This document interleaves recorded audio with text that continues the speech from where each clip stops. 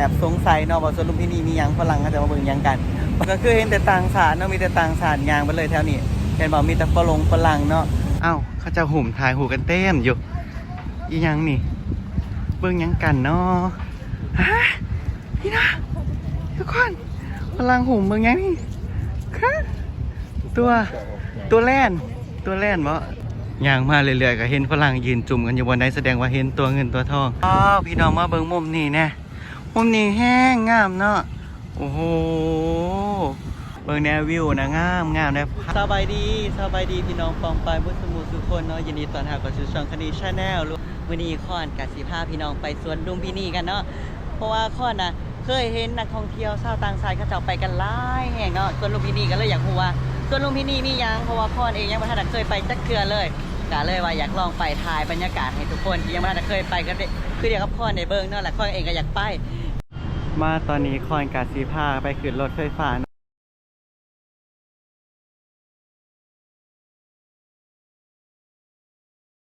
นี่ทุกคนรถไฟฟ้ามาพอดีเลยเนาะเป็นบรรยากาศที่สวยงามแฮะ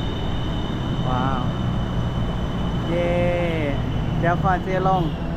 นั่งรถไฟฟ้านะทุกคนไปลงอยู่ที่ศาลาแดงละกันย่างไปส่วนลุมพินีกันเนาะเขาตัวได้ดีนี่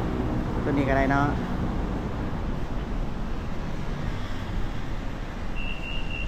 ว้าวบรรยากาศอยู่ข้างในแอร์เย็น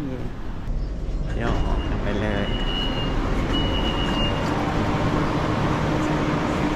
ว้าวคนร้ายแห้งเนาะอยู่สถานีศาลาแดงทุกคนน่าจะได้ย่างไปอีกเนาะไปเดี๋ยวก่อนสิพายย่างไปสวนลุมพินีกันโอ้คนร้ายแห่งได้อยู่สถานีมีแต่ต่างศาสตร์เนาะฝรั่งต่างศาสตร์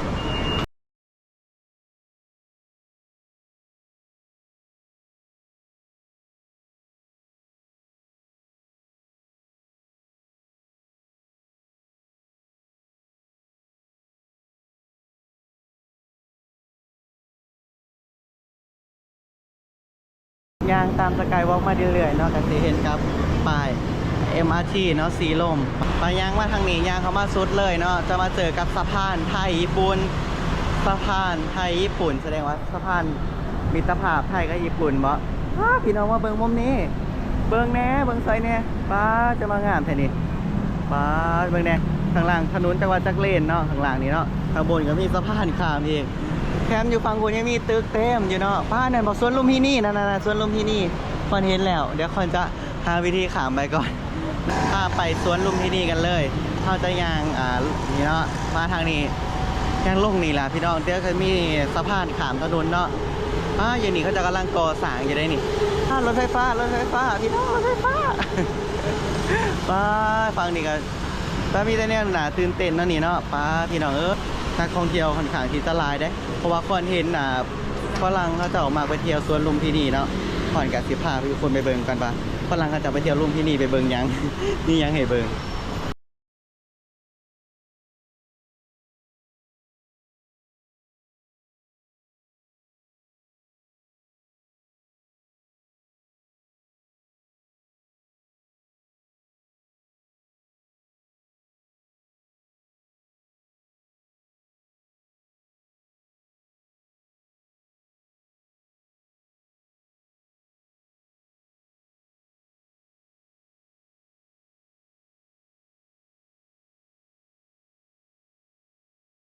นักท่องเที่ยวหลายได้นี่นักท่องเที่ยวนี่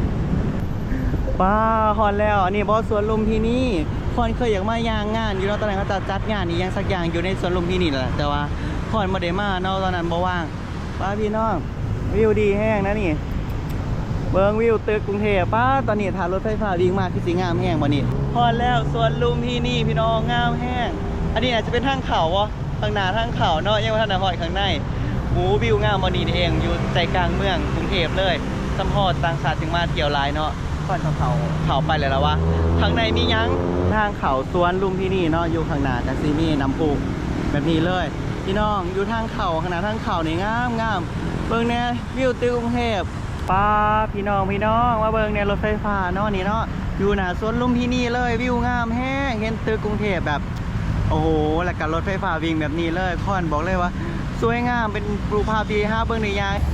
งามแห้งเนาะพี่น้องเนาะเบิ่งรถไฟฟ้าวิ่งแบบสนั่นสวัยเลย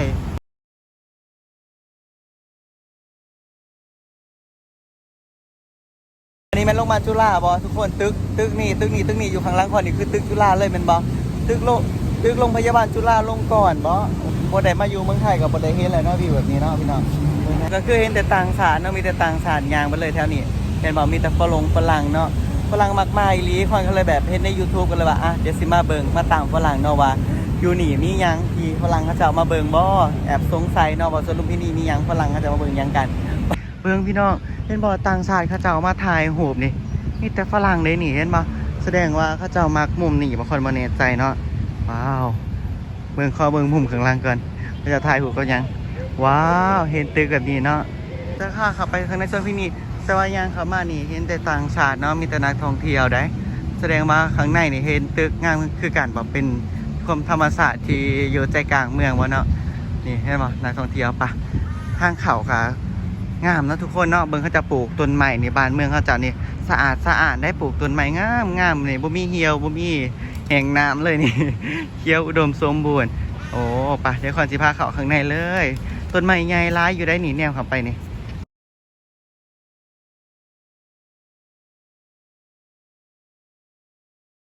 พี่น้องบ้านเมืองเขาเจ้านะเบิ่งได้ประชาชนเขาเจ้าก็แบบว่ารักษาความสะอาดซอยกันได้บ่ได้ทิ่มขี้เหยื่อได้มีวินัยเนาะเขาจะเอิ้นว่ามีวินัยได้รักษาความสะอาดซอยกันได้นี่เบิ่งมีแต่ต่างชาติ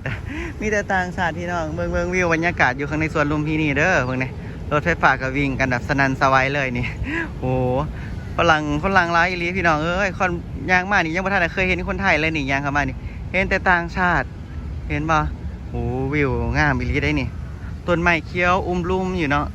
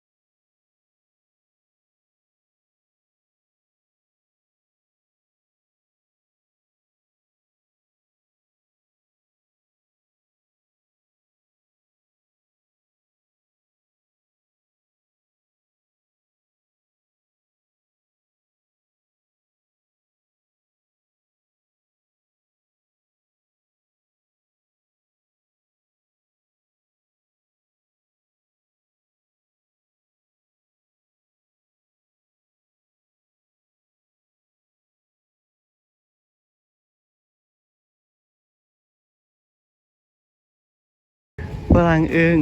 เต็มว้าวก็ดีว่า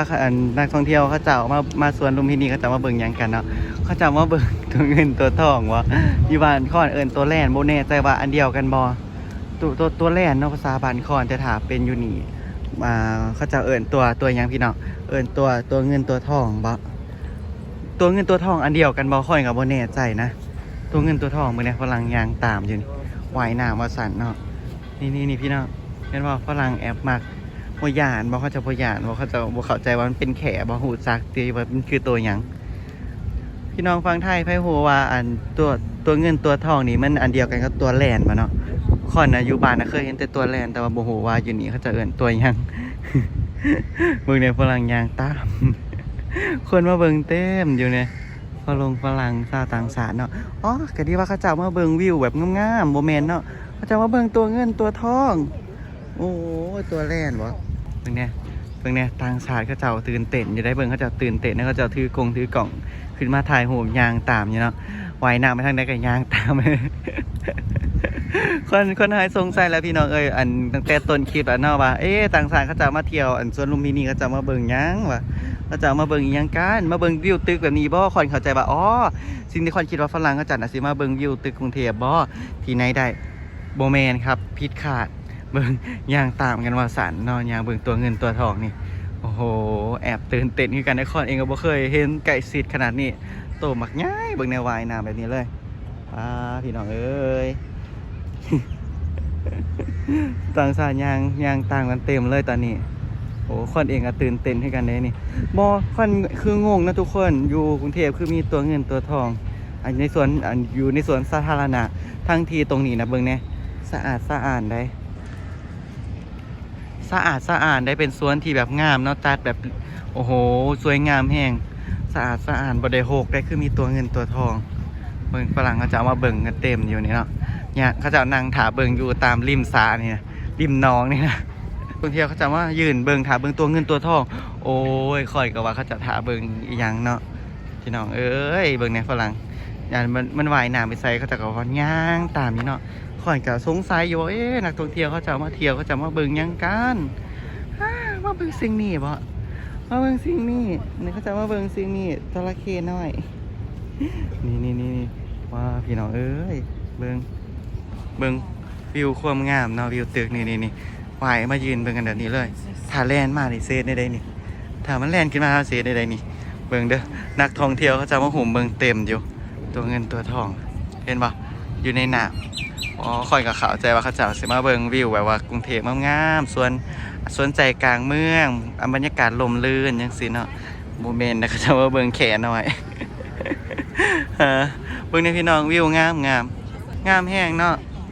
สะอาดเบิ่งต้นใหม่ก็งามได้ฝรั่งหลายนักท่องเที่ยวนะพี่น้องเขาจะมาหาถ่ายรูปกับตัวเงินตัวทองอ๋อนักสิมาถ่ายรูปกับตัวเงินตัวทองนั่นแหละเข้าใจว่าเขาจะอันมาเบิ่งยังกันเนาะคอยก็ว่าวายมาแล้วเห็นป่ะพี่น้องตัวเงินตัวทองเห็นป่ะฝรั่งหุบเมืองเต็มอยู่โอ้ยพี่น้องอยู่กรุงเทพก็มีอยู่เนาะตัวเงินตัวทองไพ่หูคอมเมนต์บอกเนี่ยตัวเงินตัวทองเนี่ยมันตัวเดียวกันก็แล่นบ่เนาะอยู่บ้านข้อในแล่นถ้าอยู่บ้านนี่บ่มีให้เบิ่งแล้วนี่จับกินแล้วเนาะจับไปเผาเรียบร้อยแล้วพวกเนี้ยนักท่องเที่ยวเต็มอยู่ยางตามเต็มอยู่เนาะเบิ่งตัวเงินตัวทองโอ้โหบรรยากาศแบบนี้ก็หาเบิ่งได้ยากอยู่เด้อหาเบิ่งได้ยากอยู่นักท่องเที่ยวมาเบิ่งตัวเงินตัวทองอยู่บ้านเฮานี่โอ้ยเห็นตามดงตามป่ายังหม่นไปลัดทางเก็บเอาพุ่นแหละเนาะอยู่นี่นักท่องเที่ยวมาถ่ายรูปมาเที่ยวโอ้ยเขาจะบ่ฮู้ได้อยู่บ้านเฮามีนี่เขาจะฮู้อยู่บ้านเฮามีตัวเงินตัวทองตัวแลนหลายๆนี่เขาจะสิบ่ไปเที่ยวอยู่ประเทศลาวเต็มเลยบ่เนาะพี่น้องย่างมาแป๊บเดียวก็มาเจออีกแล้วเนาะมาเจอกับตัวเงินตัวทองอีกแล้วฝรั่งก็จะลุมทายอีกแล้ว มีทั้งป่ามีทั้งตัวเงินตัวทองเห็นบ่อยู่สวนสาธารณะมีฝรั่งมานอนแคมปิ้งบ่จะเอิ้นแคมปิ้งบ่ภาษาฝรั่งก็ชิลแบบนี้เลยเนาะคันเห็นฝรั่งยืนจุ่มกันอยู่บนได้หลายๆเนี่ยแสดงว่าเขาจะเห็นตัวเงินตัวทองเนาะเมนอีลีเขาจะเห็นตัวเงินตัวทองอีลีพี่น้องเห็นบ่ว่ายน้ำมาแล้วนะนี่ว่ายน้ำแล้วเห็นบ่ค่อนว่าแล้วคันเห็นฝรั่งยืนหุ่มกันอยู่บนได้แล้วแสดงว่านี่ตัวเงินตัวทองเนาะกลายเป็นแ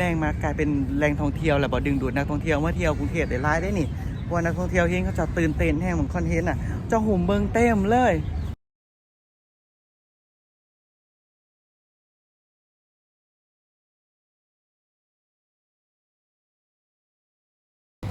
ส่วนลุมที่นี่เห็นว่าข้อนี่ก็สงสัยอยู่ว่านักท่องเที่ยวคือมาเที่ยวหลายแท้อยู่ข้างในนี่มีหยังเนาะอ๋อโหแล้วว่ามีหยังโหแล้วเนาะพี่น้องดีแห้งเนาะอยู่เมืองไทยนี่เนาะเมืองเนี่ยฝรั่งแบบนี้นักท่องเที่ยวเขาจะก็เลยมักมาเที่ยวเนาะเพราะมีกิจกรรมให้ลิ้นนะโอ้แปลกใจเลยที่เขาจะมาเที่ยวหลาย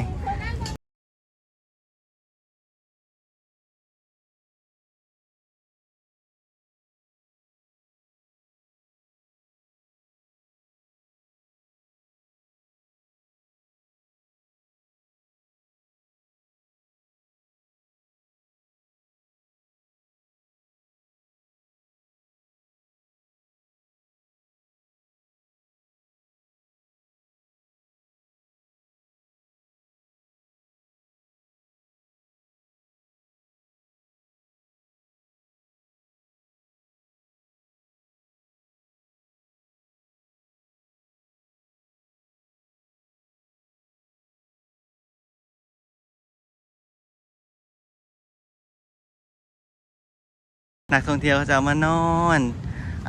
แคมปิ้งกันบอกเขาจะเอิญแคมปิ้งตามริมสวนน้องน้ำแบบนี้เลยเนาะว้าวพี่น้องมือเนี่ยนอนรับเลยก็มีได้นี่ขั้นตัวเงินตัวทองขึ้นมาเสียเฮ็ดได้นี่มันเสียเฮ็ดได้เนาะคอนมาแน่ใจได้ พระเจ้าบยานบ่นอนรับเพลินเกินอย่างสินะตัวเงินตัวทองขึ้นมานอนอยู่กลางริมซ้าแบบนี้เลยเนาะชิวแห้งได้นักท่องเที่ยวนี่